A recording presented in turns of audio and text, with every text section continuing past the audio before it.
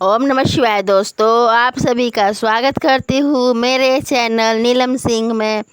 दोस्तों, आज मैं इस वीडियो में आप सभी को जीवित पुत्रिका व्रत की कथा बताऊंगी। इस कथा के जरिए आप सब जानेंगे कि जिउतिया व्रत का क्या महत्व है। हमारे जीवन में जिउतिया व्रत इस साल 2023 में शुरू हो रही है। 6 अक्टूबर को और 5 अक्टूबर को नहाए खाए है, जिसमें औठगन भी बनाया जाता है। और इस दिन नोनी का साग, मड़वा की रोटी और झिंगुनी की सब्जी बनाया जाता है और खाया जाता है। 6 अक्टूबर को जिउतिया व्रत रखा जाएगा और ये 24 घंटे का निर्जला व्रत होता है। इसमें माताएं हर जिउतिया का व्रत करती है, यहाँ तक कि वे पूरे दिन व्रत रखती है और दातुन तक भी नहीं करती। इस दिन 7 अक्टूबर को ये पारण होगा। दोस्तों, ध्यान रखिएगा कि 7 अक्टूबर के दिन शनिवार को पारण 8:10 के बाद ही करना है, क्योंकि दोस्तों अष्टमी तिथि शनिवार को 8:10 पर ख़त्म होगा और नवमी तिथि शुरू होगा। आप नवमी तिथि में ही पारण कीजिए। तो चलिए वीडियो में आगे बढ़ते हैं, और आगे बढ़ने से पहले प्लीज़ वीडियो को लाइक और चैनल को सब्सक्राइब कर लीजिए और बेल आइकन को प्रेस कर लीजिए, ताकि हमारा हर आने वाला नोटिफिकेशन आप तक पहुंच सके और आप सब मेरी फैमिली के हिस्सा बन जाइए। तो चलिए दोस्तों, अब जिउतिया व्रत की कथा कहते हैं। ध्यान रहे कि मेरी माताएं और बहनें, ये 24 घंटे का निर्जला व्रत है। इसमें गलती कोई भी गलती की हुई इसकी माफ़ी नहीं होती है। तो आप नवमी तिथि में ही पारण कीजिए। तो मैं अब जिउतिया व्रत का कथा कहती हूँ। आप कथा को पूरा सुनिएगा। कोई व्रत की कथा अधूरी नहीं सुनी जाती है, तो प्लीज़ आप कथा पूरा सुनिएगा, क्योंकि अधूरी कथा बीच में छोड़कर जाने से या छोड़ देने से दोष लगता है। और जिउतिया व्रत का कथा सुनना बहुत ही ज़्यादा महत्वपूर्ण माना जाता है। धार्मिक मान्यता के अनुसार एक चील रहती थी और उसी पीपल की खोह में एक सियारन भी रहती थी। चील और सियारन में बहुत ही गहरी दोस्ती थी। एक समय कुछ महिलाओं को जिउतिया व्रत करते देख चील और सियारन ने आपस में तय किया कि हम भी जिउतिया का व्रत करेंगी। इस पर चील ने सियारन से कहा, बहन, तुमसे पार नहीं लगेगा, तुम छोड़ दो। इस पर सियारन ने कहा, नहीं नहीं, मैं भी जिउतिया का व्रत करूंगी। तब चील और सियारन ने व्रत का संकल्प लिया। संयोगवश उसी रात में गांव के एक धनी सेठ की मृत्यु हो गई और कुछ लोग शव को जलाने के लिए नर्मदा नदी के किनारे आए। लेकिन दुर्भाग्यवश उस रात बहुत ही तेज बारिश और आंधी आने की वजह से वे लोग शव को आधा अधूरा छोड़कर ही चले गए। ये सारी चीज़ें पीपल के खोह से सियारन देख रही थी। ये देखकर सियारन से रहा नहीं गया और वे शव के खाने लगी। जब सियारन शव को खा रही थी, तब हड्डियों की कटर कटर की आवाज़ आ रही थी।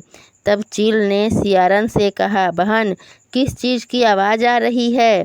तब सियारन ने कहा, कुछ नहीं बहन, बहुत ही ज़्यादा ठंड लग रही है, जिस वजह से मेरे हड्डियों में से आवाज़ आ रही है, मेरे शरीर से आवाज़ आ रही है। तब चील ने कहा, कोई बात नहीं बहन, अब कुछ ही देर में सुबह हो जाएगी और हम लोग व्रत का पारण करेंगे। इस तरह से चील ने 24 घंटे का व्रत पूरा किया और सियारन ने व्रत को बीच में ही खंडित कर दिया। फिर क्या, बस अगले जन्म में दोनों चील और सियारन स्त्री के रूप में जन्म लेती है। चील अहिरावती के नाम से जन्म लेती है और सियारन कपूरावती के नाम से जन्म लेती है, और दोनों की शादी एक ही घर में होती है। कपूरावती की शादी राज्य के राजा से होती है और अहिरावती की शादी उसी राज्य के मंत्री से हो जाती है। अहिरावती ने 7 पुत्रों को जन्म दिया, लेकिन कपूरावती के बच्चे जन्म लेते के साथ ही मर जाते थे। इस बात से कपूरावती बहुत ही दुखी हुई। वे बहुत ही ज़्यादा वो दुखी हुई। 7 पुत्रों को जन्म दिया, लेकिन कपूरावती के बच्चे जन्म लेते के साथ ही मर जाते थे। इस बात से कपूरावती बहुत ही ज़्यादा दुखी थी। कपूरावती ने 7 बच्चों के सिर कटवा दिए और घड़े में बंद करके बहनों के पास भिजवा दिया।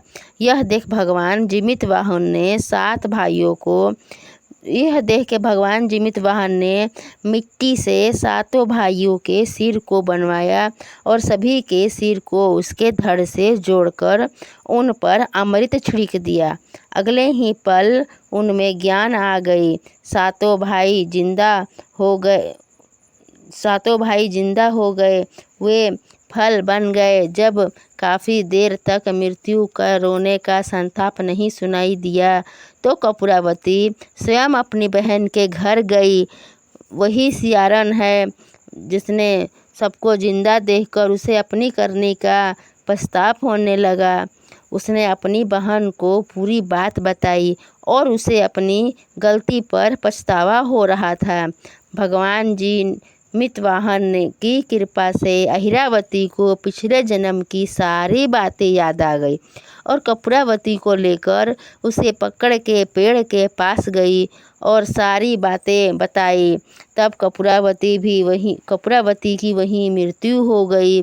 जब राजा को इसकी खबर मिली तो उन्होंने उसी जगह पर जाकर पकड़ के पेड़ के नीचे उसका दाह संस्कार कर दिया।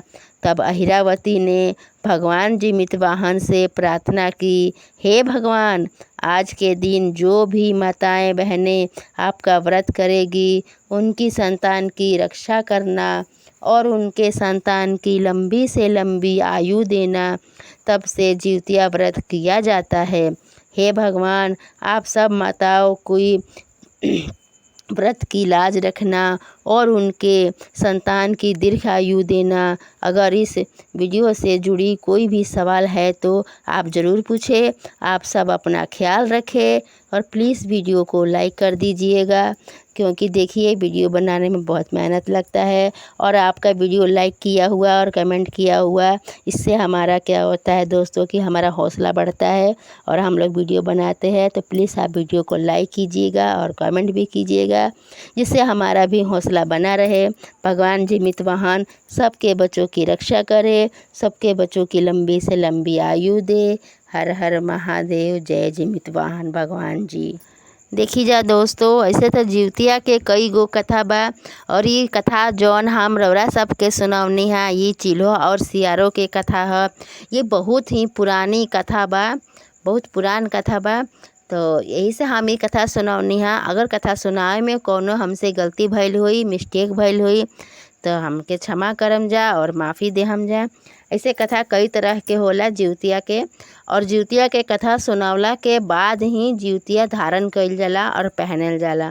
तो रौरा सबे से अनुरोध बा कि जब जिउतिया के व्रत रखी जा तो जिउतिया के कथा सुनाई जा, ओकरा बाद ही वो जौन भी लॉकेट बनौले बन जा या धागा बा तो ओकरा के कथा सुनौला के बाद में ही वो गले में धारण कइल जाला। देखिए दोस्तों, हम एक बात कहल चाहते हैं, कितना आदमी के कमेंट बा, सवाल बा कि इस बार जो जिउतिया के व्रत बा तो शनिचरा में पारण पड़ता। तो देखिए, शनिचरा में पारण पड़े या जब भी, कहे का मतलब है कि अष्टमी तिथि में मतलब पारण ना ही कइल जाला, तो नवमी तिथि में ही